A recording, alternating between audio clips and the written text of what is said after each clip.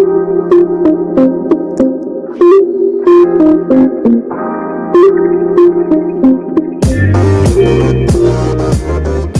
to the Wolverine Digest podcast, the best spot for objective and authentic coverage of Michigan athletics. If you want open dialogue, honest opinions, and in-depth coverage of the maize and blue, this is the podcast for you. And now, here's your host, Brandon Brown, joined as always by Chris Bradley. I just want to start by saying go blue. Well, the boys are back in town, Chris. We're here. It's weird. It feels weird a little bit. Yeah, we were talking and texting a little bit today. I'm like, dude, do you remember how to podcast? Like, what do we do? And a little bit. I almost forgot to hit the button. There were like 4 people in here a minute ago. I'm like, well, that's where we're at now. 4 people. That's where we're at. Takes the pressure off though. Just me, you, and like a couple of dinks. Me, you, CJ. I don't know. Couple of other dinks that we. I mean, they'd probably watch us eat like soup if we got on here. I don't look. CJ, you might CJ, you might need to recheck your priorities. I mean, a cereal sampler show where we go through and we sample various cereals and we rate them 1 to 10. Captain Crunch, Fruit Loops, Lucky Charms. I don't hate that idea at all, actually, and that kind of leads me into where we're going to go right now, Chris. We're going to talk about this a minute. Obviously, the basketball season is not going awesome. The football season is well in the rear view at this point. That fart noise right there, Chris, thank you very much. Reminds me that I need to hold on a second. I'm on a delay. I'm on a huge delay here. It just reminded me. It reminded me that I need to go back to the I need to turn off the soundboard. So we should be good. I think we're good. We're back. Yeah. We're back. We're good.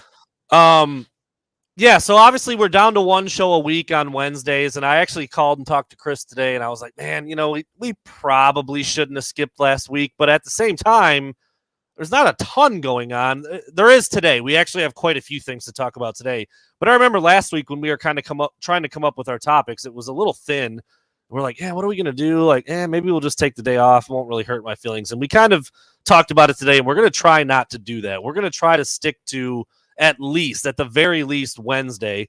And if we need to do some impromptu extra shows, we can do that. But part of that might be branching off into talking about some other things, which we kind of do that anyway, but almost always Chris and I feel the pressure to get back on topic, or we see people in the comments saying like, all right, enough of this.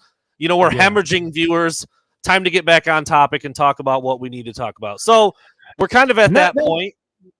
That might happen a little bit here during the offseason. I think it's a good thing. Like, there's other things that are happening outside of college football, outside of, Michigan football, Michigan athletics. And I think, during this downtime, there's a lot of people that are like, well, talk about the women's basketball team or talk about hockey or talk about things like that. Look, Brandon and I are not well-versed on the women's basketball team, the hockey. We just don't really follow it that closely. So we'd be doing a disservice to sit here and try to, talk about it and act like we know what the hell we're talking. Baseball is the same thing. So, we want to keep the show going, but there's a lot of other things that I think we could talk about as well that, we'll keep at least the 1 week a show thing going. And I think that's important, man. I think that we at least make an appearance once a week, because it is easy to forget how to do this. Once you take 2 weeks off, it feels like you haven't done it in forever.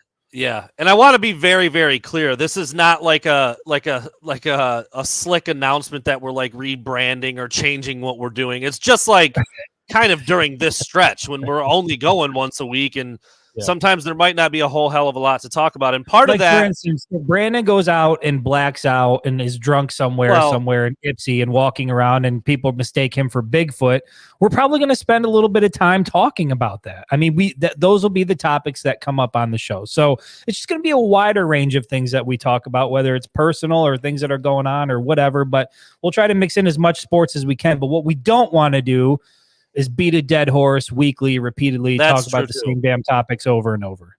Yeah, that's true too. I mean, like I said, that's not really anything new. I mean, think back to the Rosie episode after the Iowa game. We spent a lot of time talking about that. We talked about digging through garbage. We've talked about, various weight loss journeys. We've talked about, we've broken out into song. Like I said, not really anything new, but maybe we'll kind of explain, first of all, why we weren't here last week, and second of all, why we will attempt to not let that happen again. And that leads me, and part of that was inspired by Chris. Had a chance to sit down. Was it just last week that you did this? It's Monday. With Rich? Monday. Yeah. Earlier this week. Okay. Rich over at Mediascapes, obviously, he's been one of our big sponsors. We talk about him a lot. Supplies us with, the wrap on the RV, a lot of the audio equipment. When I did the one-on-one interview with Mozzie, he showed up to Wolverines State Brewing Company, and like I said, it looked like it was like an ESPN full feature with the different cameras and the umbrella lights that were there, and he just does everything top notch. But they also do, I don't know if it's once a week or once a month, but they do a podcast out of his little studio at his shop, and they invited me to come up on Monday, and the podcast is called A Great Story Podcast. And really what it is they reach out to, local business owners or people that are doing things in the community. And you get to sit and talk about how you got to where you're at and what your story is all about. So it was a different experience rather than, you and I get on here and we talk about sports all the time. This was, an hour to an hour and a half of just chopping it up with a handful of guys about, the winged helmet and that community and that platform and how it started and the growth and some of the cool experiences that have happened along the way. And I just thought it was, that was also really good conversation because there's a lot about that story that I think people don't know. And if you're somebody out there who's, you got interest in photography, or if you've got interest in podcasting, or you want to try to cover sports, or there's something that you want to do and, there's kind of this gap between where you are and where you want to be, I think there's a lot of value that comes out of conversations like that. So it was fun to do. I really appreciate Rich for having me out. And that podcast is going to go live on Friday. I'll share it on the Facebook platform. And if you're interested about, what the story is kind of like, the background story for the winged helmet, that'll be out and available, and you'll be able to listen.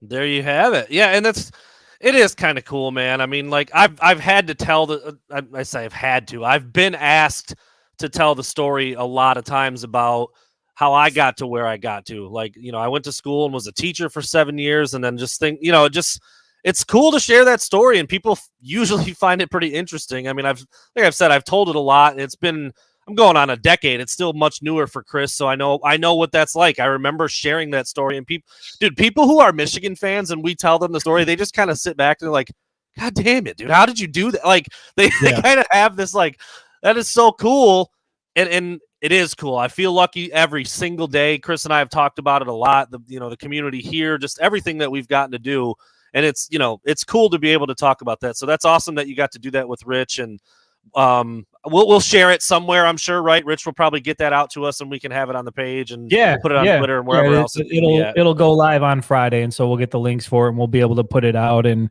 it's just that you don't really, when you're in season, you don't really have that much time to like sit and reflect on everything you're going through, because it's just a week to week basis. There's always stories, there's always things to write, and it's nice to just kind of take some time to really appreciate all the cool experiences that come along with it, because I'm not that far removed from it. Like, 3 or 4 years ago, if somebody had told me like, hey man, you're going to be doing like X, Y, and Z, I would have been like, no fucking way. There's no fucking way I'll be on a Chinook with the football team like tethered. There's no way I'll be standing on the sideline shooting photos. There's no way I'll be in a pool up at Mackinac Island with Jim Harbaugh, filming him going down a slide head. Like all these incredible experiences that you're just in the moment and you're living them. It's really nice to just take a break and look back on it and be like, holy shit, that was an incredible year with incredible experiences. And not a lot of people get to do that. And then how you got to that, how that even occurred in the first place is just, it felt nice to be able to share that story and reflect on it. Like for me, it was almost like I told Rich, it was like therapy, but for free. Like I didn't have to pay him. I just had to go and sit there and, talk and talk and talk. So yeah, dude, even now, months removed, the Chinook thing. Yeah. If you had told me even like a year, that's one of those ones. And shit, dude, look at how the 2020 season looked. Did you ever think we'd be back-to-back seasons on the field at the college football playoffs? So there you go. College football playoff, wild. Yeah. What a first 2 years to be able to cover the team, right? Big Ten championship, win over Ohio State, college football playoff trip. Pretty incredible. I'll say it now. They're going for 3. They're freaking going for 3 years in a row, dude. If they don't, it's going to be a disappointment. Yeah, there's no question. It feels like it. That's where the program's at now, and that's some of the stuff we have to look forward to. So there you go. So be on the lookout for that. We missed you too, Lydia. We missed you too. Oh yeah, real quick. It was, who is it? Sean, 7th grade science teacher. Your boy right here. Your boy. Science. I don't know that I knew it was science. Yeah. 7th grade science, basketball coach, football coach, did a little, I mean, when you're a teacher at a relatively small school, you can wear a lot of hats. And I certainly did that. I really enjoyed it, man. I really liked being a teacher, but I mean, when the opportunity came up for me I was living in South Carolina. When the opportunity came up for me to move back to my home state of Michigan, cover football, get paid to watch football, that's a no-brainer.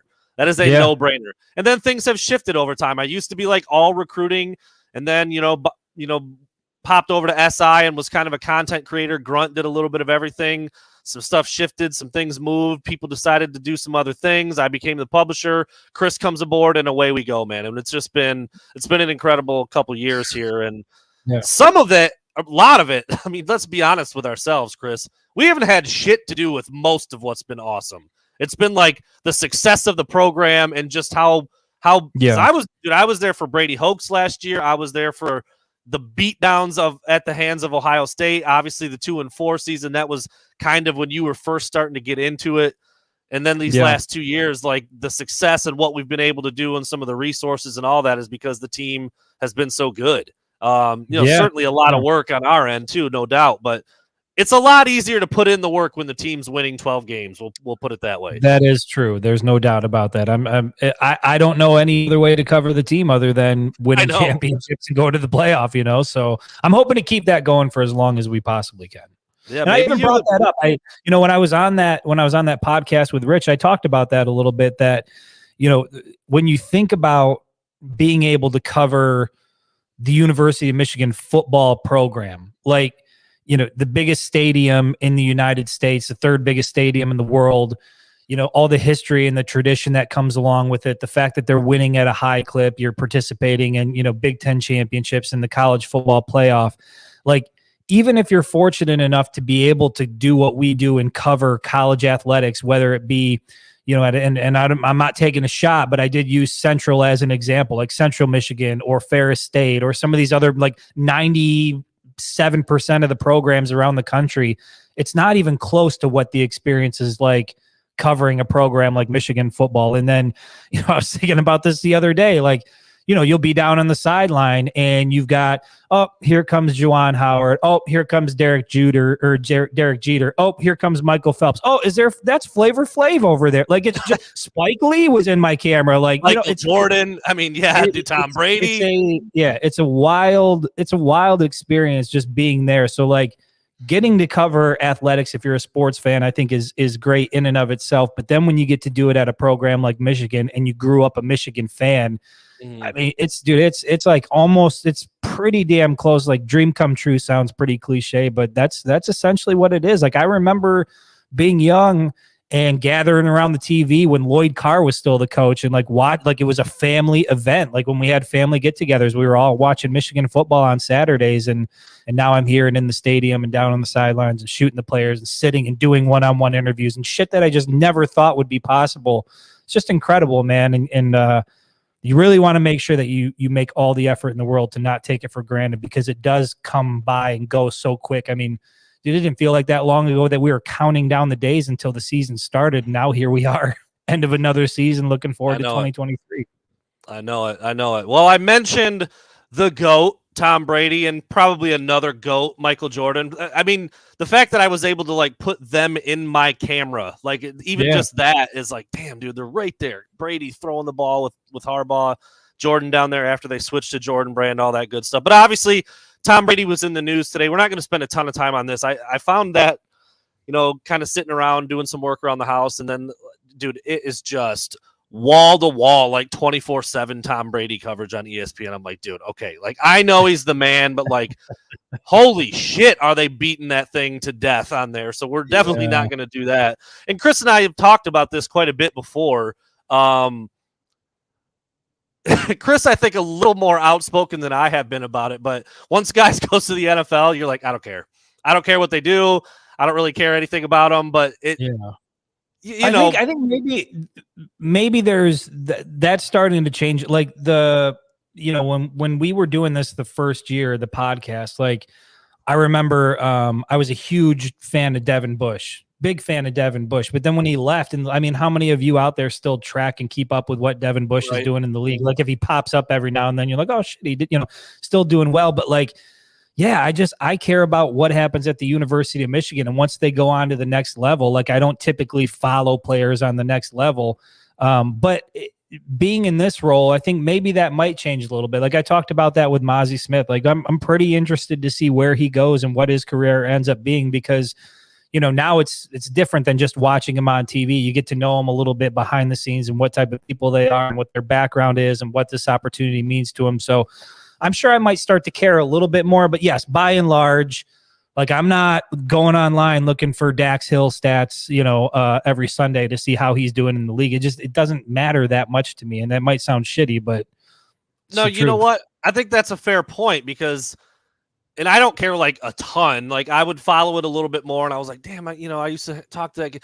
I think it started for me, and it was a little different for me because I would start covering them as recruits. Like I'm talking to Aiden Hutchinson when he's in 10th grade. I got, when you sat down and did that interview with Mozzie, I pulled up a picture. I'm like, hey, you remember this? And there's Mozzie in 11th grade, like standing there cheesing for some photo from some guy he didn't even know. Like, oh man, whatever, on a high school field. And so, yeah, for a lot of those dudes, especially the local ones, Mozzie was in state, Aiden Hutchinson, Donovan Peoples-Jones. I mean, I could go on Donovan Edwards. I mean, a lot of these guys that were in the state of Michigan, I got to know them pretty well. And from the time they were pretty young as a recruiting person. And so it was always cool to see them move up through the ranks, go on to, play well at Michigan, get drafted. It's like, damn, dude. I was just on the field with that kid a couple years ago. Now he's worth like 25 mil. That's cool. Yeah. It's just like, it's kind of like a weird dynamic. It's cool when it happens, but then they move on and they go on with their NFL career. And, we're still here covering Michigan. And so I don't know. It's hard for me to follow, players and where they go, former Michigan players, where they go, what they're doing in the NFL. Obviously wish them all the success. I just don't have a lot of interest in, once they leave the University of Michigan, continuing to follow on, every single thing that they're doing at the next level. Well, and you've even said in the past, you're not the biggest of the biggest NFL in general. Like, Sundays aren't like filled with NFL football for you. Background noise for me. Like the NFL's background noise for me, the NBA, same thing when players leave, the basketball program and they go on to play in the NBA. Like I know, Franz is doing good things or whatever. I don't follow it. It doesn't matter that much to me. I think maybe just because I'm not into pro sports in general. Like I pretty much live and die by what happens in the fall, college football Saturdays. That's what means the most. There you go. So Tom Brady retiring. He just put out a little, I think it was like 30 or 40 second long video on Twitter and Instagram, announced that he was done. Second retirement, actually on the same day that he did it last year. I didn't realize that at first, but do you think that's what some of the I don't know, some of the shine off of this retirement, the fact that he already did it once? Or I mean, based on what you said on ESPN, they're pretty much running with it 24/7 at this point, so it doesn't sound like it. Yeah, and a lot of what they were talking about on TV, the different analysts and things, were just how this one just felt like different. Like Brady looked really sad, and like there was, he knows he's done. Like he still played pretty well this past year, but like he's ready to go. And there are a lot of people who are bummed out just thinking about like not being able to see Tom Brady ever play football again. Like that is kind of a crazy thought if you think about it. He's been playing for 23 years, 45 years old, won a Super Bowl just a couple seasons ago. That's the thing that blows my mind. From the time he was born to the day he was drafted is fewer days from the day he was drafted to the day that he retired today. Like he spent more of his life in the NFL than he was, prior to his first 22 years before he got to the league. It's wild. The longevity is really crazy. There's a lot of different ways you can start to break it down. I've heard a couple different things that I'm like, dude, that is wild. One of them I think I mentioned on here before, and I think I said it to you before, Chris. So Troy Aikman, very decorated Super Bowl champion, winning Hall of Fame quarterback.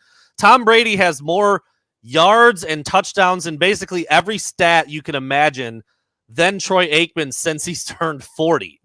Yeah. Like only since he's been 40, he's better than dozens of Hall of Fame quarterbacks statistically, winning percentage. He's won a few Super Bowls in his 40s. I think it's 2. I also heard this.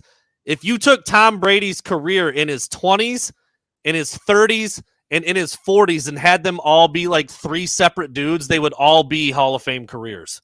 Well, that's crazy. Somebody put out the stats, and unfortunately, we can't put them on the screen, but I've got them down here in front of me. They took Joe Montana's career, his win-loss, pass yards, passing touchdowns, playoff wins, Super Bowl wins, and then they compared that to. They split up Tom Brady in two different segments. It was Brady from 2000 to 2011, and then Brady from 2012 to 2021. And those 2 seasons mirror Joe Montana's single season. So he's had 2 Hall of Fame seasons, like in one career, or 2 Hall of Fame careers in one career at least, when compared to a guy like Joe Montana. It's absolutely incredible, and I think there's a reason why people are spending as much time as they are, because you're just not going to see.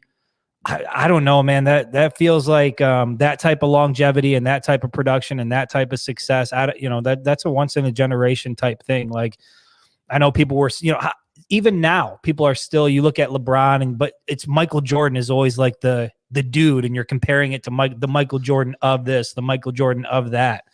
Kobe was pretty close, LeBron's pretty close, but I don't know, man. Those guys don't come along often, and it's sad when they hang it up, because now you're wondering, who is that guy? Who's going to be the next one? Yeah, they don't come along. There's some really good young quarterbacks in the NFL right now, but yeah, the dedication, the preparation, the competitiveness, and the fact, just the winning. I mean, 7 Super Bowls is bananas. I mean, you as a Lions fan, trust me, it's nuts. Okay. But yeah, I think he won 3 Super Bowls in his 20s, 2 in his 30s, and 2 in his 40s. I mean, like, some of the best quarterbacks to ever play the game never got one. And this might not be accurate, but also another stat that I saw was something to the effect of Brady has more career wins since 2000 than the Detroit Lions have as a whole since like the late 80s. Dude, it's probably It's just and I was reading through, obviously, when the news came out, they were like, all these incredible Tom Brady stats started to come out, and it really helps put it in perspective, man. You can see a lot of people seeing it or saying it in the comments right now. Probably, never is a strong word, but it's going to be a long, long time before even guys that are in the league now. I mean, how long has Mahomes been in the league? Yeah, this is like year 6 maybe for him or something. He's he's a long way to go. We're talking like he's going to have to put in another 18 seasons of work. I think he's 27. Kind of longevity. Yeah. Yeah, I think he's 27 now or something, 27, 28. So I mean, like, yeah, he's got an outside shot at getting maybe 4 or 5 Super Bowls, but I don't think 7. And yeah, I mean, it's just incredible when you look at the numbers and what he's been able to do. And yeah, somebody said right there, John Patrick, he also renegotiated his contract for less money to get bigger name free agents to join him.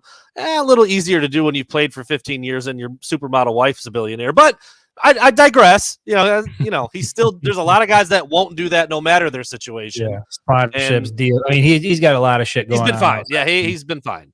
Pocket's not hurting, but yeah, again, kind of a team first guy. Always wanted to get good players around him, but never had the best of the best of the best receivers either. That's another pretty incredible thing. He had some good ones towards the latter part of his career, and certainly had some good ones, but yeah, not loaded to the gills like some other guys, and putting guys like Wes Welker on the map, right. Julian Edelman, guys like that. You know what I mean? He had a habit of turning what seemed like, fairly average players into superstars, and not to discredit what those guys did. But I mean, there wasn't anybody beating down the door for those wide receivers to make them wide receiver number 1. And he was getting the most out of those guys. Troy Brown and Deion Branch and Wes Welker and Danny Amendola, like all these little dudes that just, I mean, what did they do anywhere else? Nothing, pretty much, Yeah, pretty crazy. One other NFL note before we close that chapter up.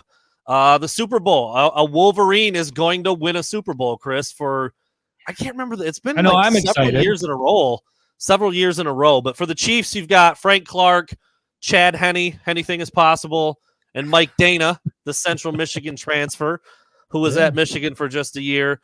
And for the Eagles, you still got Detroit's finest, man. Brandon Graham, been doing it for, I think, 13 years now. Double-digit sacks again this past year. Loves one of the best shit talkers in the entire NFL, if you ask around. So yeah, at least one Wolverine will win another Super Bowl. when that rolls around. Who do you got in that right now, Chris? I know you're not a big NFL guy, but that's the Super Bowl. I like Kansas City. I still like Kansas City. I just think more complete team. I think both teams might be going through a little bit of injury right now, so I'm not sure how that's going to play out. But I've got the Chiefs. Mahomes' ankle not freaking you out at all? You think he's gonna be all right? No, you just inject that with the good stuff, with the magic stuff, and you only got to have one game out of him, and then you can go get surgery in the offseason. You'll be fine. Yeah. He's. I like the whole Kansas City environment. I like the Indian chant. I like Arrowhead Stadium. I like everything about it. So Travis Kelce, dude. Yeah, I've never been a big Eagles fan. Like, even though I follow the NFL, like, it kind of in passing, the Eagles have always rubbed me the wrong way. I think it started with Donovan McNabb. I was never a Donovan McNabb fan. Not a big fan. Watched him in the Super Bowl. Was very unimpressed with his performance in the Super Bowl, and kind of looked like he was. He's like one Happy Meal away from playing guard. I'm like, dude, come on, man. I don't want to see that. I wasn't going to go there, but yeah, all right. Well, it didn't strike me as a as a force out there. There's no offense to Donovan McNabb. If that is the number, Matt. Yeah, I thought it was maybe 8, but 8 or 9. So 8 or 9 years in a row that a Wolverine will win a Super Bowl, which is pretty cool, man. I mean, there's not there's teams with more pros than Michigan, but there's a lot of them out there, man. There's a lot of them out there. There was one on every roster last weekend when there were still 4 teams left. So you knew a Wolverine was going to win a Super Bowl before the matchup was even determined. So yeah, pretty cool there. We'll see who that is. I think I probably lean Chiefs a little bit right now too, but I don't know. Philly's been they've been hard to handle. They have a really good roster top to bottom, but yeah, I like the Chiefs. I do like to watch Mahomes winging around a little bit, and they've got 3 Wolverines, so I guess by default, just go there, right? Just pick them. Go there, right? They got more Wolverines, so I'm picking them. There you go. All right. So the big news of the day was Tom Brady's retirement, but for us and for the college football world, and for me, I was thinking about this, dude. 6, 8 years ago, 5 years ago, whatever it would have been, I would have been up at the crack of dawn today, getting ready to pump out all this content that nobody really cares about right now. All this stuff. Signing day, bro. The first Wednesday of February, which actually has been diminished in a major way because of the early signing period now in December. I mean, like, hardly anything happened today for Michigan. I mean, it was a decent day. We'll get into some of the specifics here in just a second, but Michigan's kind of always been like get the work done early team. There have been some signing day splashes over the years. Don't get me wrong. Rashawn Gary was obviously a huge one a handful of years back, but for the most part, they're kind of like, the hay's in the barn before the days even roll around. And that's kind of what it was today. But the hay is in the barn. That's shit you only say when you grow up in New Lothrop. But I don't think I've ever heard anybody say that. The hay's in the barn. I'm an old soul, dude. The work is done, man. The hay's in the barn, bro. Let's go inside, have a beer. Hay's in the barn, fellas. New Lothrop shit right there. I love it. It's great. It resonates with me. I grew up on a farm. We had horses on our property. So you're talking. I mean, I get it. You grew up with horses and you don't know there's hay in the barn? Hay's in the barn? There was always hay in the barn. Always. At all times. So ready to go.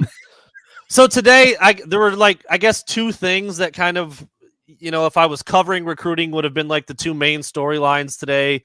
Put an article up on one, didn't put one up on the other because it was a miss for Michigan, and everybody knew it was coming. But now it sucks because it really did come. Nicholas Harbaugh, the 5-star, just a freak show athlete, dude. 6'5", 240. Listen to this, by the way. I think his PR in the 100 this year was like a 10.28, which for perspective is almost a half second faster than Roman Wilson when he won the state championship in Hawaii. Dude, I mean, to be that big and that he's an Olympian is what he is. If you look at the way he's built and the way he can run. That's that's inhuman. Like, to be able to run that fast, that size. It just like Usain Bolt comes to mind. He's the only guy I can ever remember that was like that tall, that long, that could just go like that. But Nick Harbaugh committed to South Carolina. I mean, it basically came down to NIL, and that's what sucks. I mean, Michigan, we know, is not quite getting it done on that front. I don't know if this has to do with it. I would assume it does. I didn't do much digging on this, but I saw like his big commitment graphic that I think was made by either On3 or one of the other outlets out there. had Nick Harbaugh like standing there holding a big box of like Bojangles chicken. I'm like, Jesus, dude, it's turning into. We're like a step away from NASCAR, dude. He's gonna be like, guys are gonna be wearing like jackets with all their sponsorships on them before they even get to school. I love it. But honestly, out of his top 3 finalists, like South Carolina is the one you'd want to go to the least for football. I mean, Oregon, with Oregon's Nike background and their track history and credentials, he's very, very serious about running track in college, and that's actually why he's going to stay on the offensive side of the ball. It sounds like playing tight end or like jumbo wide receiver so he can keep his weight down. Because if you put that guy on the D-line, which if his future is more worried about making money as a football player, he should play defensive end. Like, outside of quarterback, DNs are the ones that get paid the most money in the NFL. Maybe left tackles here and there. Once in a while, you'll get a lockdown corner. But pass rushers change the game, and they get freaking paid. He wants to keep his weight down, though, so he's going to play offense. He's going to run track. He wants to play football at a high level. Well, Michigan and Oregon offer both of those things at a higher level than SC. But SC came through with the fat stack and the Bojangles money and whatever else. And he's a Gamecock, man, which is – I mean, that's where we're at. That's where we're at. But here is the thing, and I know that like a lot of people are sour on it, to a certain extent. But isn't that kind of what not maybe the way it's transpired and the way it's going, but isn't that what people kind of wanted when NIL became a thing? Was more parity in college football and a program like South Carolina that isn't shit being able to land a guy like that to maybe transform I mean, I think overall, like, I don't like the idea of guys getting bags straight out of high school. And I talked about that with Mozzie Smith a little bit, and how these people get lost. Like, you get $300,000 out of high school, and there's some people like, shit, I can live my entire life on this. And it's like, well, that's not really how it, you spend 2 years at a good program that can get you to the league, and you're going to make far more money. You get a better education, the better situation for yourself, whatever it is. But at the end of the day, I mean, that is kind of what we wanted out of NIL, was that these big name players would choose different locations because these programs or the groups surrounding the program would be able to get them there by paying them whatever it took to get them on campus. And so, that's happening. But again, Texas A&M, pretty good example of how that can backfire on you and how you can make promises, or something that happened. I think it was at Florida where a promise was made to a recruit, multi-million-dollar deal. It fell through and screwed things up. And, so there are going to be some issues, but by and large, I think the idea is if you can get players to these different programs and you have a little more parity in the NFL, nobody wants to see Bama, Georgia, Clemson. I mean, it felt like that for a while. Bama, Georgia, Clemson, and then maybe some other random Ohio State maybe in there, year in and year out in the college football playoff. Obviously, expansion is going to help that. But again, you don't want to see the same programs over and over competing for for national championships, unless, of course, one of them is Michigan. Yeah, no doubt. And Sean, I just cannot champion the Stars Don't Matter thing, because they very clearly do. I don't know if you saw the 65-7 championship game, but I'm pretty sure the Stars mattered in that one. And I'm pretty sure they mattered when Michigan played Georgia last. They absolutely matter. You stack up as many of those dudes as you can. And if you've got a 3-star or a walkout, like someone I saw on Twitter today, someone was like, did you see the quarterback for Georgia the last 2 years? Yeah, did you see the other 70 guys on his team that he played with, you dink? Yeah. Come on, man. They absolutely matter. They matter a lot. And in fact, the guys making the most plays for Michigan are also big-time recruits. J.J. McCarthy, Donovan Edwards, Blake Corum. I mean, like, Blake Corum wasn't a 5-star, but he's a high 4-star level kid. That's a top flight college or high school football player, college football prospect.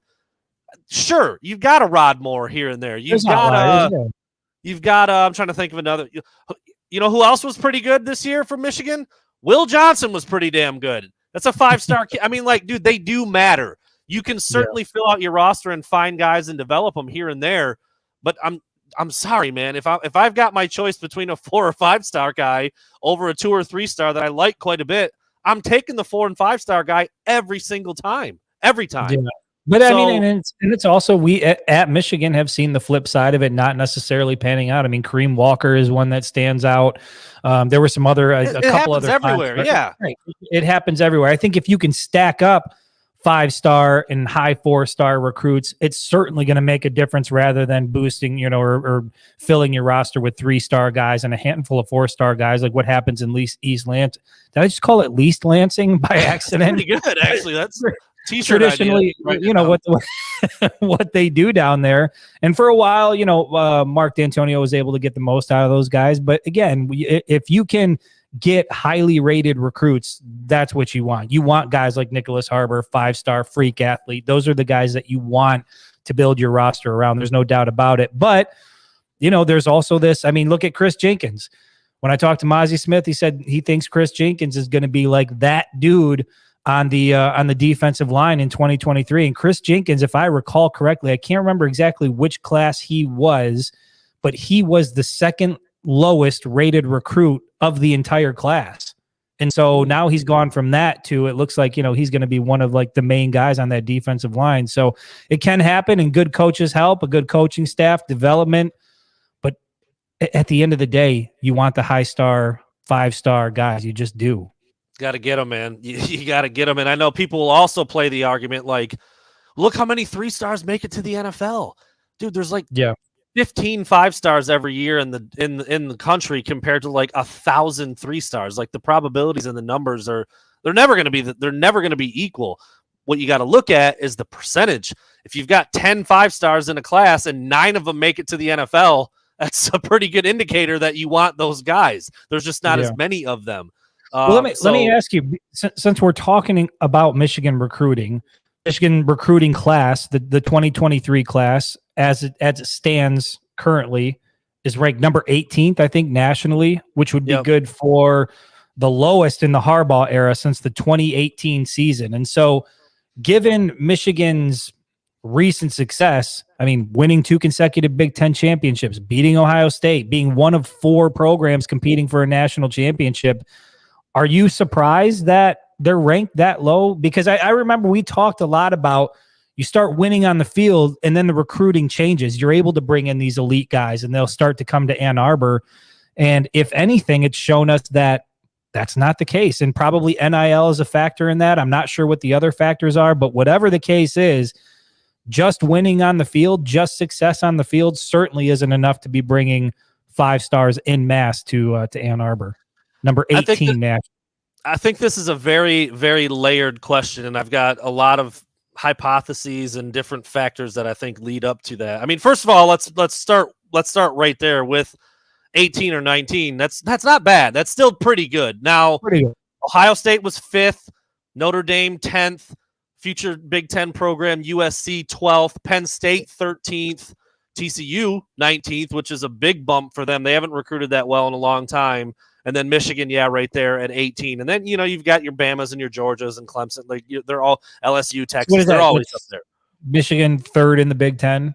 3rd in the Big Ten, behind Ohio State, behind Penn State by a few spots. One, yes, NIL. We've talked about it a lot. We know it's not working in Michigan's favor the way it is for other programs. I don't think we need to dive too deep into that. 2 years in a row of the head coach trying to leave. That's not awesome for recruiting. And every other program in the country is going to point that out when they're on the same list that Michigan is on. Now he's back. He's coached well. He's still Jim Harbaugh. There's still some cachet there. That all works in his favor. But when he's trying to leave 2, maybe 3 years in a row, it's not the best look. Especially again, Michigan, the hay was in the barn last year. But, dude, he's in Minnesota interviewing for a job on National Signing Day. Like, dude, that does not look good at all. And so there's that, and I do think there's some nuance with the way that recruiting rankings work. Like the quarterbacks, wide receiver, the big sexy position, the athletic, the fast, freaky guys are always ranked a little bit higher than your guards and your centers and your maybe not D tackles, but those positions are always ranked a little higher. And Michigan just doesn't run a great offense to get good, highly ranked guys at those spots. Now, J.J. McCarthy, big timer. Donovan Edwards, big timer. Donovan Peoples-Jones a few years ago, big timer. But last year's class, this year's class, not so good. Not so good at those key positions. And when you've got a quarterback like JJ, who's got all the talent in the world and can barely hit 20 touchdown passes, like that doesn't scream come play here. See Dante Moore, who signs with UCLA, and they wing, Dorian Thompson-Robinson's winging that sucker all over the place out there in LA. So I think there's some of that, and that's exactly where I was going to go next. And now Jim Harbaugh, I think, has shifted his focus a little bit to what the portal can mean for roster development. Like, they're never going to forget about recruiting and suddenly say that it's not important or we don't need to invest in it as much. But when you can go out and get a 22-year-old man who started 40 games, like that's a 7-star. I mean, I don't even know what you call that. That's a guy that's better than any freshman you're going to bring in. And so I think there's a lot at play. Again, if like this is bad as it gets, like that's not that bad. But yeah, you would think after the winning, beating Ohio State, certain positions for sure, O-line, running back, tight end, like get the best ones out there, and they haven't really done that. Beating Ohio State, winning the Big Ten, going to the playoff, guys going to the league. I mean, all those things are really important, and Michigan's doing them well, but I do think there's like, if I had to put them in order, those three, maybe not in order, but just those three things: NIL, Harbaugh's, flirtation with the NFL for the last 2 years at least, and then the offensive scheme when it comes to getting the highest rated, most important positions: quarterback, running back, wide receiver. They're not necessarily the most important positions on the field, but they're almost always the highest ranked recruits when it comes to the recruiting services. Yep. And so I think that factors in a little bit too. So yeah, it's kind of a deep thing, man. But as long as they keep winning, dude, like, and the formula that they've got, it doesn't matter.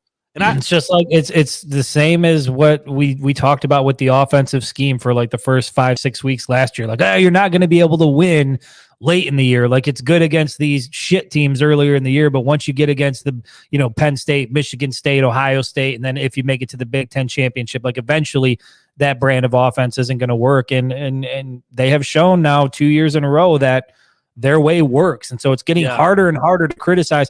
It is puzzling a little bit that the recruiting rankings are that low given the recent success, because you would expect, some of these does Michigan even have a 5-star in the 2023 class? No. So, nope. And a little the highest ranked player, is he the highest ranked player? I think it's Cole Cabana. So he's 171. Yeah, they're high. No, let's see. That's out of the enrolled players. Eno Etta is number 120. He's not there yet. He's not an early enrollee. So you're talking about a place like Michigan didn't even sign a top 100 player. Yeah, number 120. Number 120 is their highest ranked player, and that's Eno Etta, the edge / defensive end out of Texas. Cole Cabana 171. I think it was Carmelo English was one, or Jair Hill. Sorry, Jair Hill was 172. Amir Herring 285. I mean, you get into their third or fourth highest ranked player, you're already in the 300s, man. Like that's I don't know. I did say I'm backing off of it a little bit because I'm starting to see, and if you wonder if the success can continue when it comes to the portal, even because NIL is a part of that as well. I said, like, you're not going to see struggles on the field this year, probably maybe not even next year, but by like 2025, these classes that you're missing star power in are going to start to show up on the field. But if you just supplement it with the portal, that's what I'm saying. It might. Everything is different now, and if Michigan is going to be able to shop the portal the way that they are, continue to piece together, rosters that work, it's going to be interesting to watch, man. I mean, shoot, I don't know, man. You'd rather have this than what Texas A&M did with the number 1 class in the country last year. I mean, no doubt about it. Yeah. So, yeah, it's hard to pinpoint exactly why there's a little bit of a dip, but it might not matter, dude. That damn Jim Harbaugh, dude. He might be playing chess, bro. He might be just playing chess. He's going with a 7-man offensive line. He's going with boost the portal. I don't know. Somehow figuring out a way to get 8 tight ends on the field at once. Yeah. It's incredible. It is incredible. Shane Johnson, a little more harsh than Chris and I just were. The class sucks. Let's be real. Coming off 2 historic years, 5 teams that finished with better classes lost at least 5 games. Well, Yeah, that screams NIL. South Carolina would be like Nicholas Harbaugh. Chris, you actually make a really good point. I hadn't thought about it that way.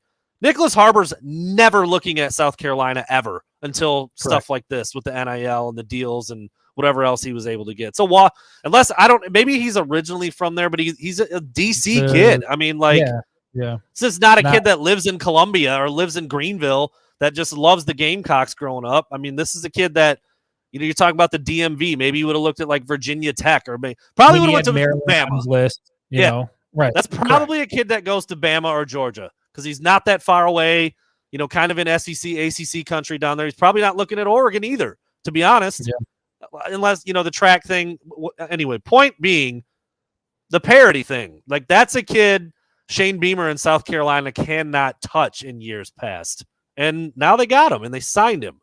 So, yeah, it really makes you wonder if Michigan can get their shit together with NIL coupled with all the other stuff that they're doing. They might be pretty good at football. I don't know. Yeah. I mean, if you can take, good coaching, which we already know is there, the facilities are world-class. I mean, Michigan has more to offer than 99% of the programs that are out there that they're competing with.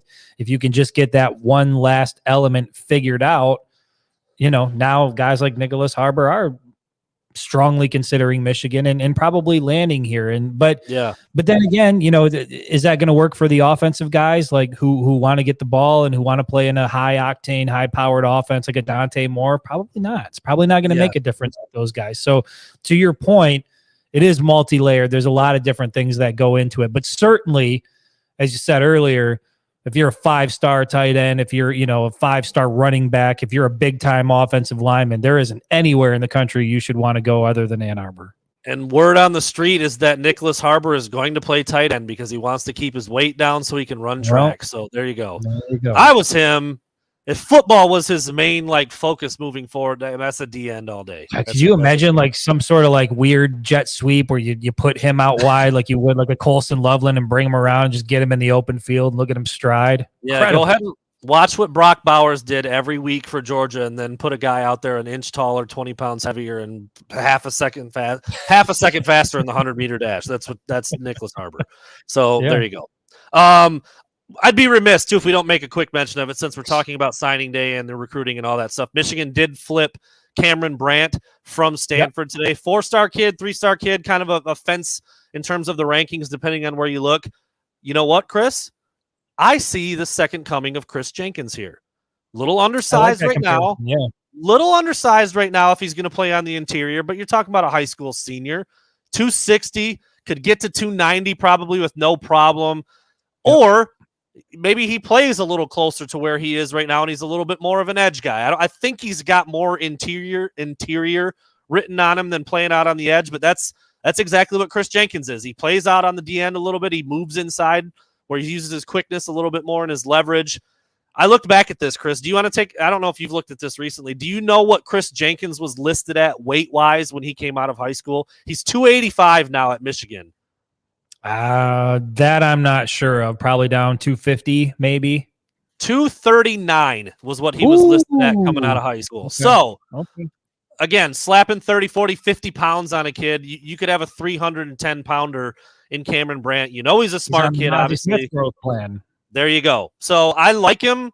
He's not a oh my God, what a steal on signing day. You can't believe it, but it's a good player, man. 4-star California kid. You go out there, you get him. Obviously, the coaching change at Stanford, David Shaw stepping away, certainly helped Michigan out. But they offered this kid back in May. This wasn't like a late cycle. Let's go try to get him and poach him away now. He committed to Stanford in July. Michigan had offered him a couple months before that. So it's a good get, man. It's a good get. I like him. I'm not gonna do backflips over the flip that they got from him on signing day, but he's a piece you can work with. And again, we've seen what Abigail O'Connor, what Ben Herbert, and what the D-line coaches, it's been a couple different ones, can do with a kid like that. Chris Jenkins comes to mind immediately. So there you go. Yeah. And that'll be where Michigan finishes. Top 20 class, 18, 19, depending on where you look. Yeah, a little lower than most people would like to see given the years they just had, but we just talked about the reasons why. I mean, I don't think you can fix it, dude, until NIL just starts to take off in a little different way. I mean, I know we We're kind of looking at an email that came through today about another new initiative, and it still just looks like it's fallen short of everything that everybody else is doing. So I don't know, man. I don't know. Yeah.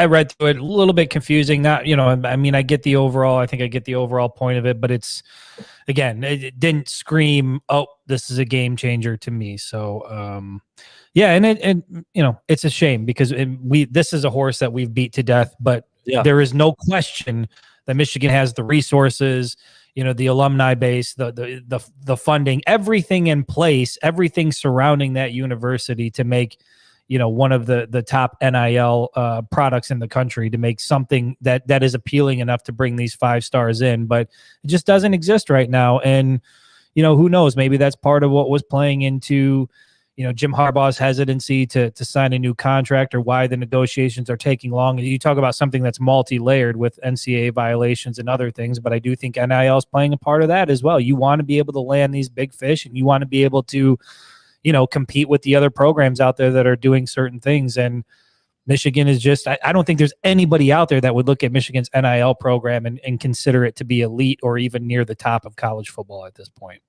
Yeah. Shane, I'll throw this up there. Thank you again for the donation. Excuse me. No, it's not all about stars. That's what I was just saying. I think you could make an argument the 3 best players on the team are some of the highest ceiling type of players, or guys that may have, really, really good shots at being good in the NFL. J.J. McCarthy, Donovan Edwards, Will Johnson. Those are 3 of the highest ranked kids on the entire roster. It matters. It does. There's no doubt.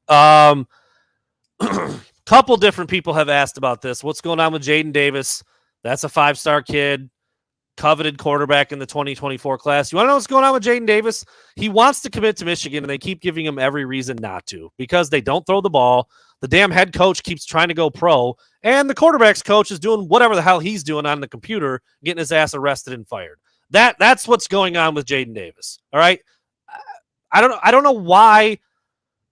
He's not going to watch this. I don't care. Why the hell would he come to Michigan? I mean, take off your maize and blue goggles for just a minute and answer that question. Why would Jaden Davis, a quarterback who would love to throw 50 touchdowns in college, why would he pick Michigan? Why? I mean, if I was towing the company line, I would say phenomenal education. Cool. Want to go to the NFL, Chris? I don't care if I can read. I'm playing ball. I'm going to be the dick here. Throw this out. I'll tell you what.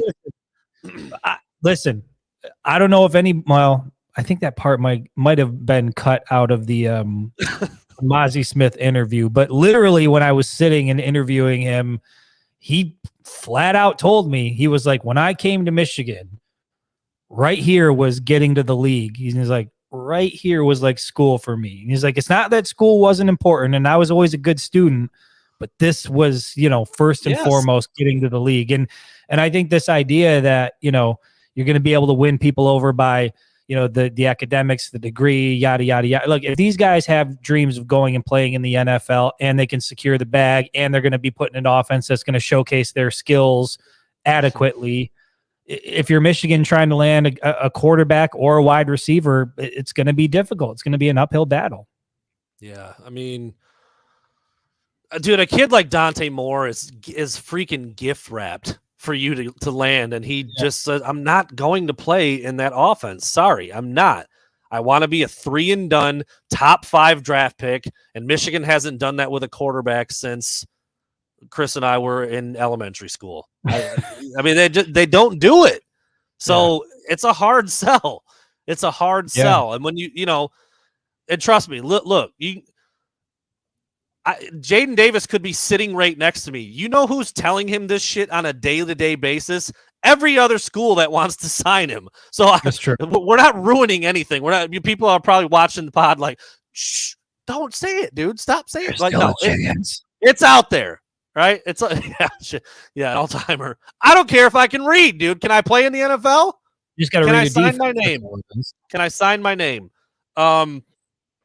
That's it, dude. There's a lot of reasons why quarterbacks aren't going to pick a place like Michigan. I mean, it still looks like Michigan's in the driver's seat for him, but I mean, what the hell are you waiting for at this point, man? He's been a Michigan lean for a half a year or more at this point, and For him well, to you got not to wait have and see if the head coach is going to be there. You got to wait and see who the quarterback's coach is going to be. I mean, there's been a lot of things over the last month that have kind of been in limbo that have popped up that if you're, it's a big time decision to make if you're that type of recruit and you want to see how things kind of shake out. And I mean, even though everybody at this point is pretty much, on board with the fact that Jim Harbaugh is now going to stay and remain at Michigan, there's still, regardless of what you think of the NCAA violations, like that's one thing, whether, whatever your personal thoughts are on them, that is still something that's hanging out there. It's there, and there is still something potentially that's coming. Nobody really knows what it is.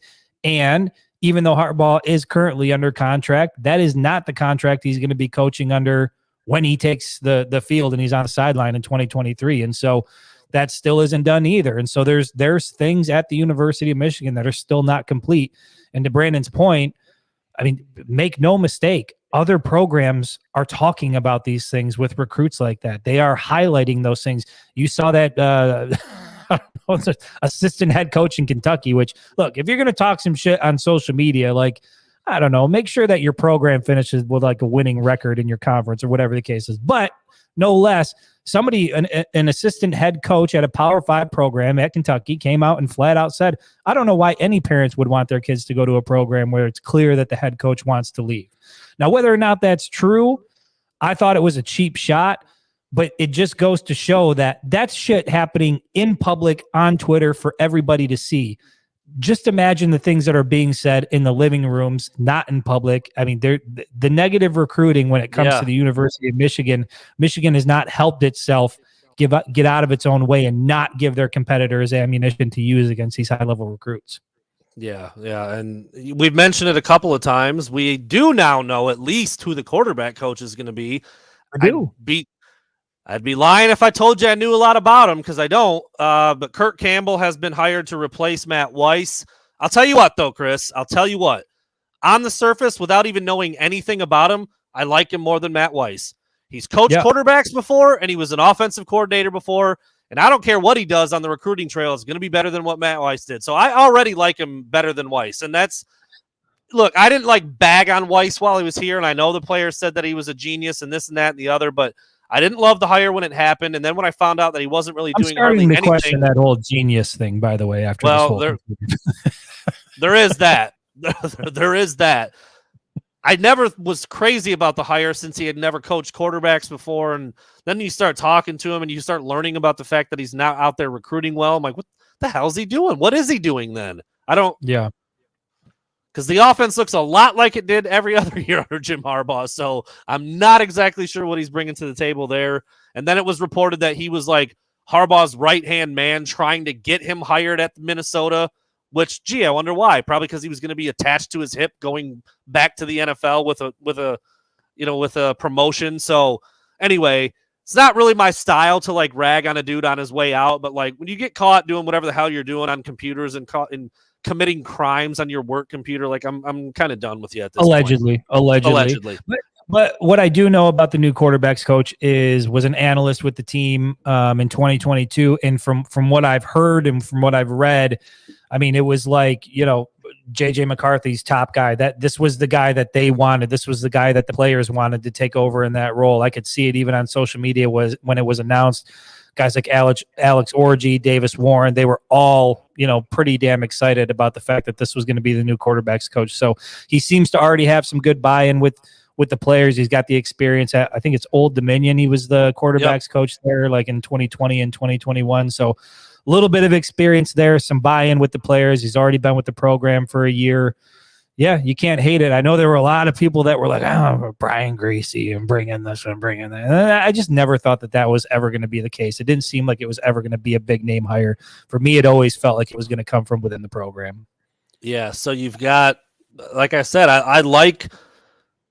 what a concept. You a guy who's done well at a position before at a smaller school climbs the ladder and is going to do some of the same things. He's an OC. Yeah. He's a quarterback guy.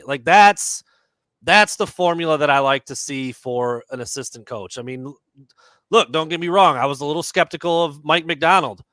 Awesome. Yes. I was a little skeptical of Jesse Minter. Awesome.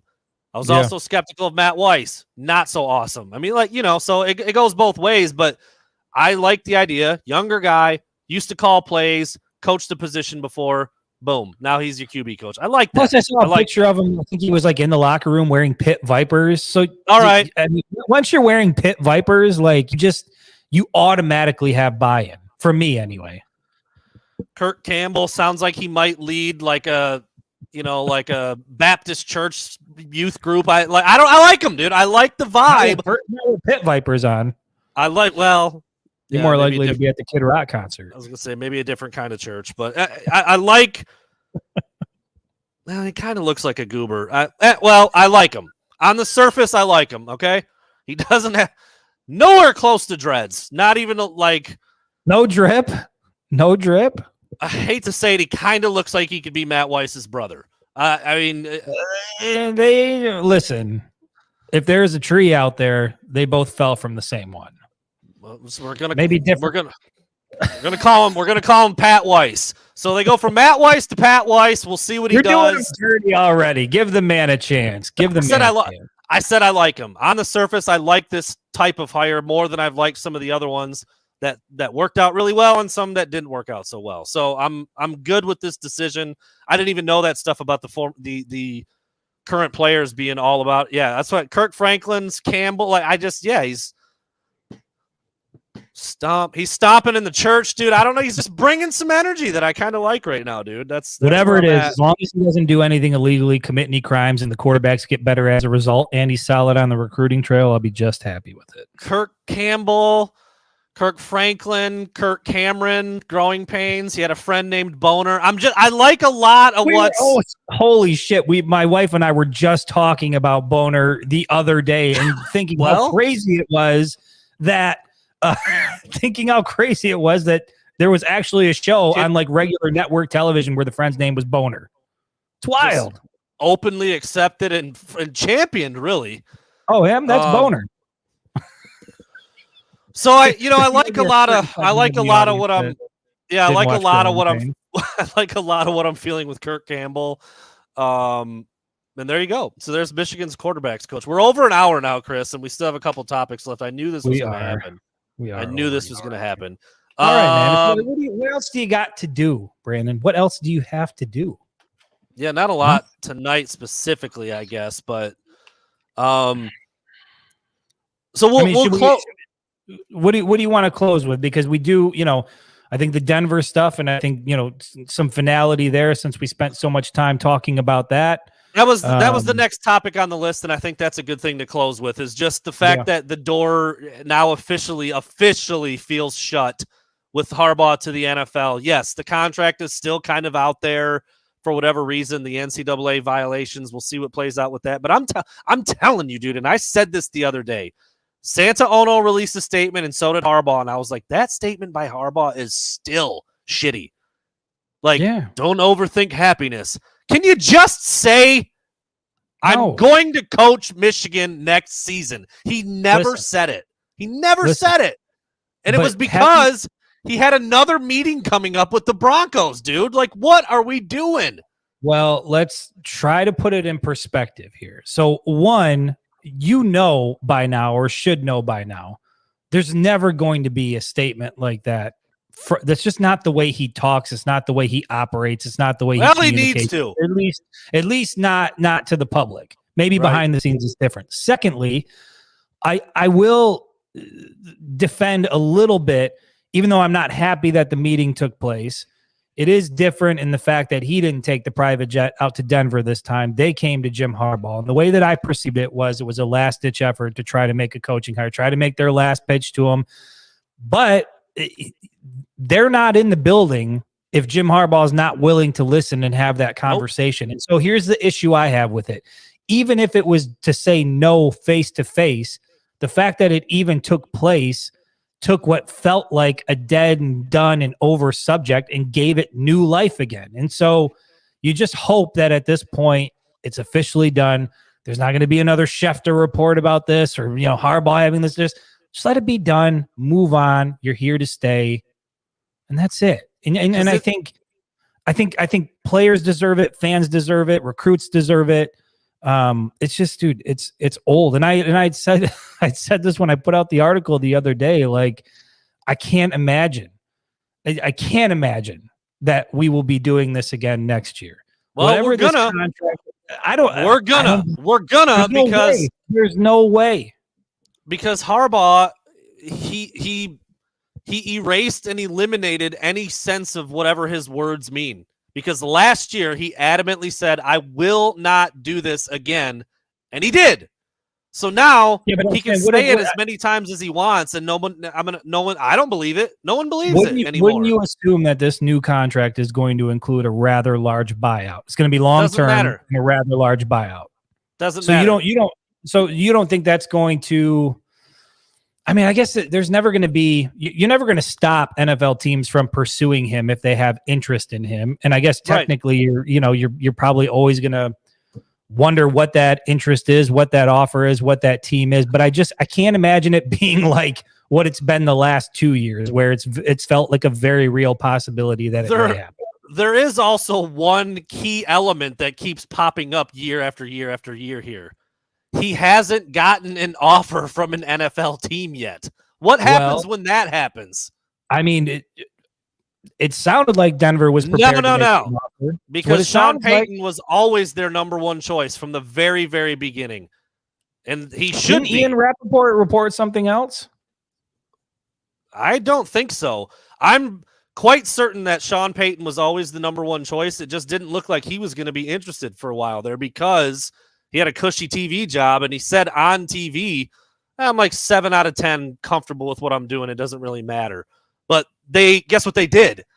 They put a deal together to make him the highest paid coach in the NFL. That talks to some people. And if they had done the same thing with Harbaugh, I think he'd be wearing orange and blue right now. It hasn't happened yet. Didn't happen last year in Minnesota. Certainly didn't happen the year before that when they went 2-4. And it didn't happen this year because they got option number 1 with Sean Payton. I'll just say this: where I'm at, I believe truly, if he wanted to go back to the NFL this year, he could have. That's where I'm at. I believe. I think that he's at a point right now where, and again, speculating, but there are clearly some things he's not happy about at the University of Michigan, or he wants some things to improve. And I think overall, at the core of it, I think this is where he wants to be. I think this is where he wants to be. There might be some other extenuating circumstances that maybe feel a little bit differently, but I feel like this is where he wants to be. I felt like he could have left this year if he wanted to, and he didn't. That is true too. The fact that Sean Payton was under contract with another NFL team made it a little more difficult. So Harbaugh actually would have been the easier route because they could just hire him. And they had to give up. Didn't they have to give up draft picks? Draft picks and a bunch of other stuff. So the fact that they were willing and able to do all of that to go get Sean Payton lets you know that that's their number one choice. Because I don't think they had another choice though. Who else was taking the job? Harbaugh. If he wanted it, he wanted it. He didn't get an offer. That's what I'm saying. So like that, I don't agree. I agree. I do. I don't think they're flying into Ann Arbor to go meet with him if they've got no interest in trying to make him the next head coach. What's the point in doing it? Because I think it was. Well, I still think it was really complicated with Sean Payton, and probably wasn't sure it was going to happen. I'm sure they were still weighing out the. Look, here's what we could get Harbaugh for. Here's what we could get Payton for. We want Payton. Like, that's our guy. He's our number one choice. You think they left Ann Arbor knowing that they could get Jim Harbaugh if they wanted him? Yes, I do. Interesting. I do. And that's what I think. And it's worth saying that you're basing that just on a gut feeling. There's no basing that on the fact that he wanted to go to the NFL for the last 2 years. And he wanted to go again this year after saying, I don't want to go. Well, you do want to go because you're taking interviews and you're doing these things. Actions speak louder than words to me, man. And when you're flying out and doing this and doing that and meeting with the team twice after you release statements and said you're not going to, that's. But again, they came telling. To him. They came to him. Not the first time. I think if he wanted the first time. Well, you're talking about last year with Minnesota. Last year with Minnesota, and then the virtual this year. I know nobody went. Virtual meeting took place in Ann Arbor. They came to him in Ann Arbor. I just don't. I think if he wanted that job, that he would have that job, and I don't think he wanted it. That's the point there too. Yeah, the Payton thing was very difficult. It was you would have had not litigation. You would have had, altering the contract back and forth, deal, counter deal, this, that. It just wasn't. It was going to take some time. So in between while you're doing that, you're vetting Jim Harbaugh, you're figuring this out. Now you get closer to the Peyton deal. He's actually interested. I just think, dude, the NFL, Sean Payton's a better NFL coach than Jim Harbaugh right now. Like, that's a better hire. He's an offensive guy, Drew Brees, quarterback guy. You know, good God, can somebody fix Russell Wilson? It's certainly going to be Sean Payton before it's going to be Jim Harbaugh. I just think, like, I don't know, man. Like I said, what he did speaks more to me. And like you said, I know he didn't fly out there. I get it. But they didn't just show up on the door and knock and say, can we please come in? Like, that was arranged. Well, that's what I'm saying. There's no doubt that there was interest from one part or the other. I think the only discrepancy now is how you view that. And the way I view it was they came to him to make a last-ditch effort, a pitch to become the next head coach. And I just think he wasn't interested. And look, maybe interested early on, but not interested during that final meeting. And look, I'm not going to lie. He's got a ton of reasons to come back to Michigan. We've outlined them before. That makes it a lot easier to be torn and maybe want both. And then if he did do what you say and actually turn down the Denver offer, I don't think in this day and age, with guys like Adam Schefter, Rappaport, there's no way it's not out there that the Denver Broncos offered Jim Harbaugh a job and he turned it down. There's no way that's not been reported. Well, I mean, that they reported that the owner left without a deal materializing or any sort of offer materializing. I mean, that's where it was. And the reason for that, there could be multiple reasons for that. You don't make an offer because you don't think an offer is going to be accepted, which could be the case, or you don't make an offer because you don't think he's the guy. But if you don't think he's the guy, why are you flying out there? Or maybe you spend time with him in person again, like Minnesota did, and we're like, we're good. We're good on this. But you know what? But over the last 2 years, man, he's shown that he's. I know. Do it. He's won at every single level, and Look, I have been as big of a critic as anybody about, like, why are you taking these fucking interviews? It's but then you sit with somebody like Mozzie, and I'm like, well, how much does it impact the players that are in the building? He's like, no, it doesn't. We don't care. We react when something actually happens. And so I think in a lot of respects, it's a bigger deal to fans and media than it is to the guys that are in the building. Now, that's not to say it doesn't have an impact on recruiting, but certainly the guys that are there, I mean, they take it in stride. And even Mozzie said, he's like, look, our goal, every single player that commits to the University of Michigan, for the most part, the ultimate goal is to get to the league. So it would be kind of hypocritical for us to also, be angry or frustrated with a guy who's presumably trying to do the same. And I just, maybe after 2020, I would have bought into it that he couldn't get an offer. But after these last 2 seasons, I feel like I said before, I feel like if Jim Harbaugh wanted to be in the NFL right now, he would be. Yeah, look at what's going on with Indianapolis. Have they made a coaching hire yet? Are they going to bring back Saturday? Is that where that's at? They have. You don't think if he showed interest in that job, that there would be like legitimate pursuit of him in Indy? Maybe. I mean, maybe. Over Jeff Saturday? Who went what? 1-7? That's the guy they're going to bring back? I would say so over Jeff Saturday, but I would also say that somebody said it earlier. It might have been CJ. Somebody said, I mean, like, the NFL is not moving towards guys like Jim Harbaugh. They're moving towards 35 to 40-year-old offensive wonderkins, and that's not what Jim Harbaugh is. Well, I mean, Andy Reid's coaching in another Super Bowl. Yeah, and Andy Reid is an absolute freaking mastermind when it comes to offense, and he's got Patrick Mahomes.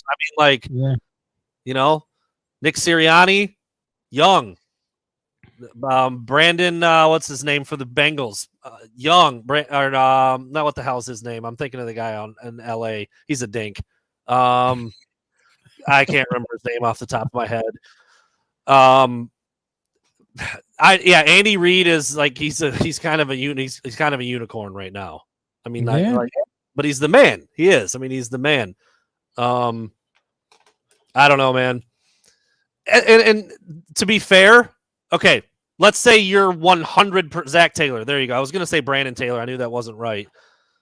Zach Taylor for the Bengals, and then who's the last one I'm thinking of? I can't remember. And then for the Niners. Like, these are all young, offensive minded dudes. Kyle Shanahan. You've got the 3/4 of the teams getting ready to go play in a Super Bowl are what the NFL is about right now. DeMeco Ryans, he's a defensive guy, but again, 36 years old, former linebacker, used to play for the Texans. I don't know. Anyway, even if Chris, let's say, Chris, you're 100% right. Denver was over there slurping him up. We got an offer, Jim, please, please, please. And he says no, and they leave. It doesn't really matter because the optics and the outside view of what he did to the program is the same. And that's where that's where the problem, like we might not agree on what took place and what that interview was all about and if there was an offer or not. But at the end of the day, we both agree that the optics aren't great, especially after 3 weeks of that shit and it starts to die down. And then it's like, well, we'll take one more meeting, and then it just ramps back up again. And now that they're hiring a head coach, it's gone away pretty quickly. But this is not a way to continue to spend offseason after offseason. Like there's no way that it's not having a negative impact on the program. If it was instead, all focus on Michigan, no distractions, no questions about who's going to be where, who's doing what. And I know that college football is fluid and coaches leave and whatever, but not like it's been with Jim Harbaugh the last 2 years. Like this can't be a sustainable thing. And I think whatever they do with this new contract, that has to be made clear. Like what if it's in the buyout, if it's in the language, however it is, this cannot be a thing next year or the year after. Like if you are here and you're signing another deal after just signing a new deal in 2021, so now we're giving you a new deal, and I'll be the first to admit he's earned it. He's earned a new contract with the University of Michigan. But that being said, we're going to pay you. We'll make you the highest paid coach in the Big Ten, one of the highest paid coaches in college football. We're not doing this shit again next year. The NFL is done. I also just refuse to believe that in these types of situations that Jim Harbaugh is not very educated and in the loop when it comes to what's going on. He probably knew Sean Payton was getting the job a week before it was released publicly. His brother's in the league. He's got agents and people who have been doing stuff in the NFL for how many years? He's been around the league as a player, as a coach for well over a decade. Like, I don't know. I just think ultimately, like, because I remember saying, like, last year, if Harbaugh comes out and says he's going back to Michigan before the Raiders job is filled or it ended up being the Vikings job, everybody's going to say, see, he was coming back to Michigan the whole time. Like, dude, no, these guys are plugged in. It's like a fraternity. It's like an old Mason, like an old Masons club, dude. They talk to each other. They know each other. They all know the same people. It's not a very big group. So again, it doesn't really matter how it happened, honestly, to me, because the damage was done with the flirtation, with the going back on your word, with the looking at the NFL very seriously, whether you got an offer put in front of you or not. The only thing that would have made it different or any worse is if he would have left. I mean, coming back, right, regardless of how it happened, all the stuff leading up to that was all the stuff leading up to that. So it doesn't really change that much, to be honest. And like you said, it might not even freaking matter because the players don't give a shit. Let's go play ball. At least the guys that are there.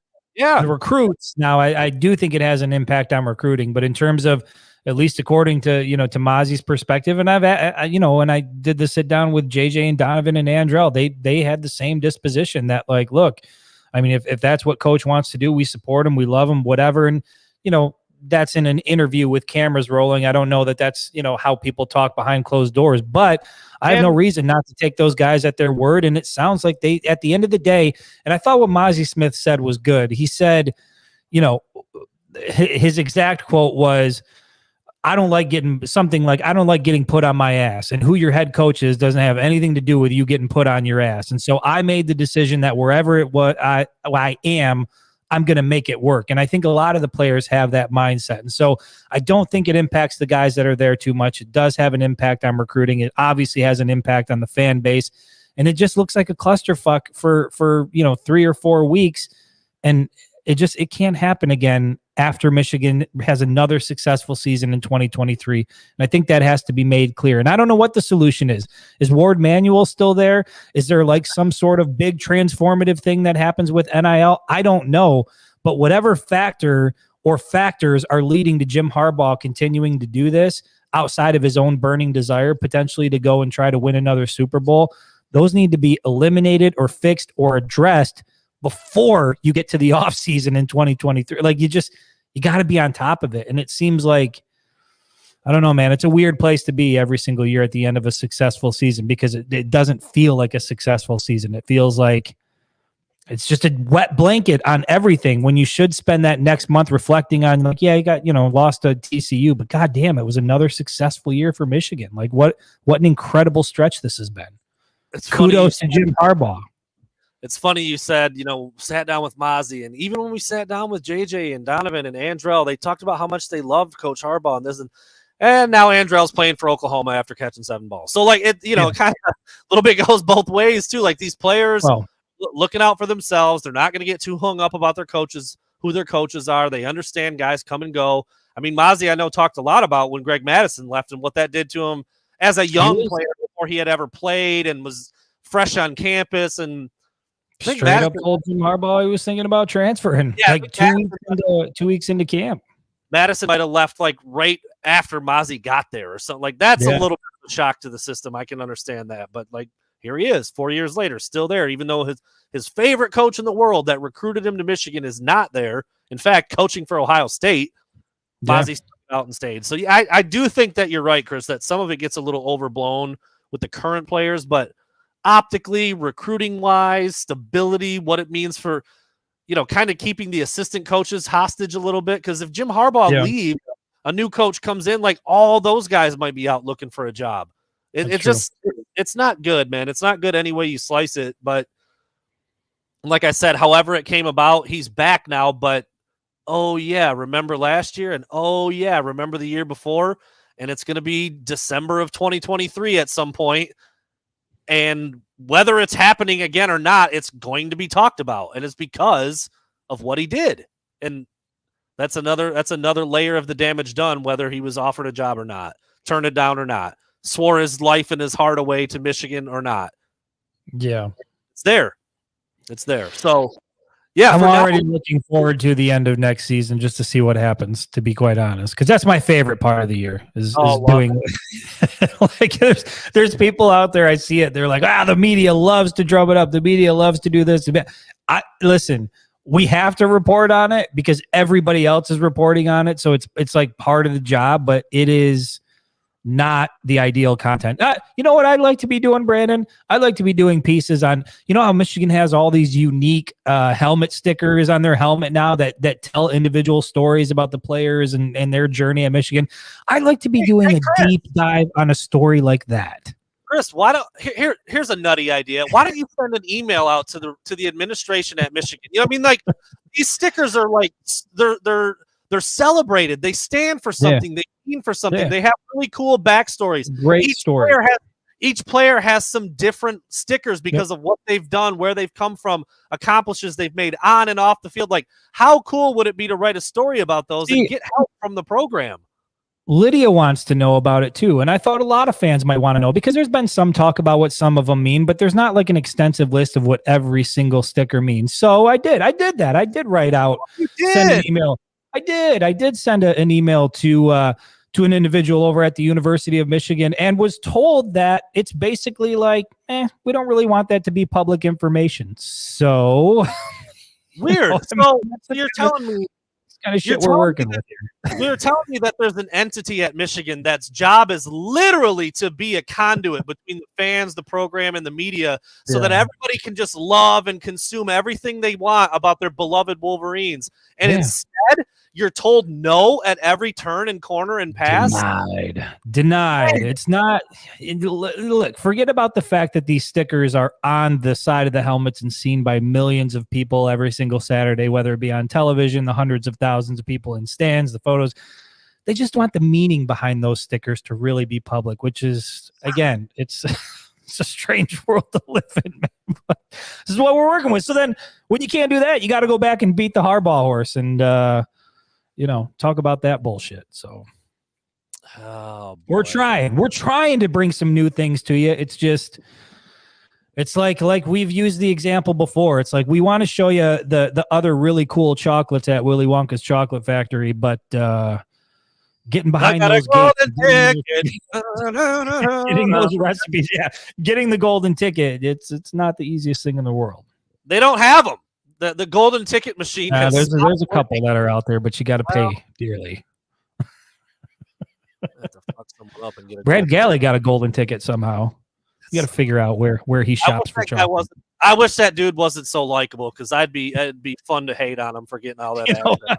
Full disclosure, I did hate him for a while. I was like, goddamn Brad Galley. Brad Galley gets to do this. Brad Galley gets to do that. And then we're out in Arizona and he comes in and pops in the podcast. I'm like, yeah, he's a nice guy. God damn it. And I've spent time with him on the sidelines before and had different things. He's an awesome guy. And yeah, it would be real easy to get pissed because he gets to do all the stuff we want to do because he stands in front of a camera, I guess. I've literally been told no for every single thing I've asked for when I've sent an email to the good folks over at Michigan. Hey, can I do this? Nah. Hey, can I? Nah. Hey, can I get an idea? Nah, we're not doing that right now. Brett, is Brad Galley is he allowed to go in there because he wears makeup? I'll put some foundation on, damn it. A 3-piece suit? Is that what it's going to take? Wingtip loafer? No, we're busting Brad. I would say Brad he's a great guy. We get it, but we're busting his chops because he gets to do a lot of things that, I mean, shit, listen, how many people in the media market do you know of that got to walk around the weight room? Because I did. I was in the weight room for a minute before I was escorted away from the premises, but I was in there and got to see it. I got to make that walk through the tunnel where the Tom Brady statue is, and they've got these things on the wall, and there's like a gate that opens up. It's pretty incredible. Before you were bounced out of the club, dude. Like I said, they threw me out like Uncle Phil threw Jazz out of the mansion. That was what happened to me. Gets thrown out of the dude. It's a wild ride over there at Tim Beckler Hall, man. Let me tell you. The enemy. That's one of the weird parts about it, and I think where you make a transition from fan to credentialed member of the media is it is hard to maintain your fandom because when you're part of the media, it's very apparent that they just view you a certain way, like almost as if you are the enemy, and you're constantly trying to get access, and they're constantly trying to deny that access. That's why it's easier just to go directly to the players themselves. You have to make a decision. You cannot be a fan and a member of the media. Right. We don't do that. But also, don't write any negative shit that's going to piss us off either. Come over here and talk to me for a minute. I got to ask you something. or they grab the players before they go do press conferences and they say, don't say this, or this. Don't answer that. Don't do this. And then when we ask a question, which we get drilled for all the time, people think we just throw fucking meatballs up there. No, we get chastised like children sitting on the story time carpet for asking questions that we want to know about. Yeah. Wow. Cody, you're wrong. Dude, there's people up there that carry water in buckets the size of my house that don't get to go to anything. Nothing. Nada. It has nothing to do with stirring the pot. And that's what the saddest part about it is, like, some of the biggest fanboys in media don't get shit. They get nothing. Nada. It's interesting up there, man. I might chop it up and send it out to a few choice folks to put it out there for the people. What ultimately the shitty part about it is what ultimately ends up happening. And like like I said, I've been able to, through the photography, develop like some, they're not friendships, but there's open communication with players where we can schedule interviews and I can sit down and talk to these guys. And I would never I hope you guys understand that does not happen through the University of Michigan. That is me contacting a player directly, and we're doing that outside of the University of Michigan. So none of those opportunities come through the University of Michigan. But what it leads to is that, ultimately you guys are robbed of, some really good content. Like I said, the helmet sticker piece, like it seems like it's not a big deal, but I feel like a lot of people out there see these different things on the helmets and they want to know what they mean. And there's some cool stories behind them. And just to get a response that it's not really for public consumption is just it's a strange, really strange response. That's all I can say. That's a creative, thoughtful idea by Chris, and a very simple. I said this to Chris on the phone today, and this is not to that is such an unimportant, mundane thing, but it would be great for fans to read. And nope, it's off-season shit. Yeah, not doing it. It's none of your damn business what they mean. You don't need to know. Oh, that sticker that says record on Donovan Edwards' helmet because he had more yards in a game than any running back. It means he broke it. We're not talking about that. Oh, Here. Found out what the TED sticker means. There every day. Don't miss a practice. So awesome. There's some cool stories behind these stickers. By the way, I am going to put up that story. I've had to do a little bit of homework on my own. I've had to reach out to a few people. So I'll be putting up that story. But again, you're always working against the current, trying to make progress in this market. And I wouldn't have it any other way, Brandon. There's not any other market I'd rather work in that I know we of. Made it this way on our own, have we not? We certainly have. Yeah, we ain't got cut through the red tape, fucking going through the sewers, through the tunnels to get to where we need to be. Sometimes knee deep in the trash, sometimes waist deep in the trash, but doing whatever we can to make the content cool. Pride ourselves on that. We haven't had no hand holding. We haven't had any nepotism. We haven't had none of that. None of that, man. My wife doesn't work at the University of Michigan. I can tell you that. I don't know that we have anybody on the inside. So yeah, everything that we get, we got to fight for. Out the mud, bro. Out the mud. Dirty. And we got a little fired up right there. I mean, I probably pushed the speakers to the limit with my "we're not talking about that" yelling. It was pretty loud in my own ear. Hour and a half, dude. An hour and a half. See? I told you. There you have it. Keep in mind, we're gonna try to do these shows once a week, and we might talk football, we might air some grievances, we might talk about stuff that's going on with us personally. But either way, the goal is for us to be here once a week. So just for the record, we did have a couple more topics that we didn't quite get to, and I guess that's a little bit of a silver lining of the time of year. We can push stuff and do it next week, and it really won't matter that much. But we did want to talk a little bit more about. Do we want to talk about basketball? Well, Juwan Howard on the hot seat? Is that a topic? I got that written down, brother. Hey.